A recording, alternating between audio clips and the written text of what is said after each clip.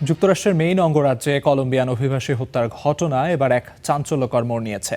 স্থানীয় দুটি ব্যবসা প্রতিষ্ঠানের সিসিটিভি ফুটেজে দেখা গেছে আইসিই এজেন্টদের নির্মমতার দৃশ্য।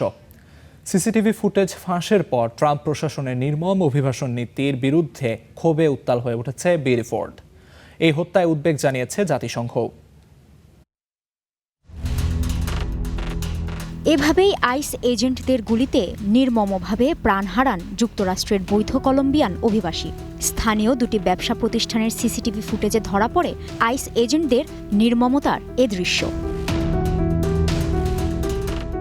ফুটেজে দেখা গেছে আইস এজেন্টদের একটি দল ওই যুবকের গাড়িটি চারপাশ থেকে ঘিরে ফেলে। এক পর্যায়ে পুলিশের গাড়ি দিয়েই সেটিকে সজোরে ধাক্কা মারা হয়, সেই সাথে চলে গুলি। এরপর গাড়ি থেকে তার নিথর দেহ টেনে হিঁচড়ে বের করে আইস এজেন্টরা।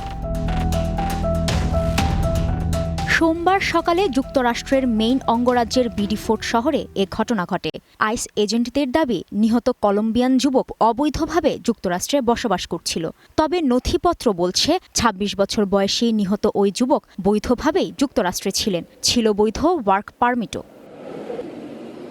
ঘটনার প্রতিবাদে ফুঁসে উঠেছে বিডফোর্ডের সাধারণ মানুষ। হাতে মোমবাতি আর ব্যানার নিয়ে প্রতিবাদে জড়ো হন শত শত বিক্ষুব্ধ নাগরিক। আমাদের সবাইকে আইস এজেন্টদের বিরুদ্ধে সোচ্চার হতে হবে। এখন আর নীরব থাকা যাবে না। আমরা এমন একটি আইন বহির্ভূত প্রশাসন ও আইনের তোয়াক্কা না করা একজন প্রেসিডেন্টের নিয়ন্ত্রণে দেশকে চলতে দিতে পারি না। বিক্ষোভ মিছিলটি রিপাবলিকান সিনেটর সুসান কলিন্সের কার্যালয়ের দিকে অগ্রসর হয়। সিনেটরের কার্যালয়ের ভেতরে ঢুকে আইস আউট স্লোগান দেয় বিক্ষোভকারীরা। পরিস্থিতি নিয়ন্ত্রণে ঘটনাস্থলে পৌঁছায় এফবিআই ও পুলিশ।